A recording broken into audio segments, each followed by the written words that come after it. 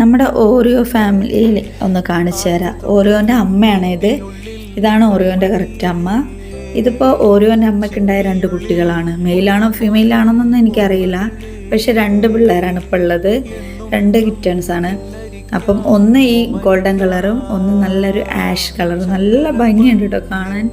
നല്ല ക്യൂട്ടാണ്. നല്ല ഡുണ്ടപ്പ മക്കളാണ്. ഇതെൻ്റെ സിസ്റ്റർ വീട്ടിലാണ്. ഓറിയോൻ്റെ അമ്മയൊക്കെ ഉള്ളപ്പോൾ എൻ്റെ സിസ്റ്റർ വീട്ടിലാണ്.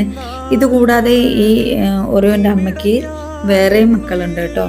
അത് ഏകദേശം ഓറിയോൻ്റെ സൈസ് ഉള്ളതൊക്കെയാണ് മക്കളുള്ളത്.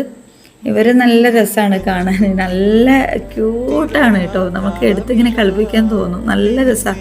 സമയം പോകുന്ന അറിയില്ല. അപ്പം ഓറിയോ ഉണ്ട് കേട്ടോ ഞങ്ങളുടെ കൂടെ.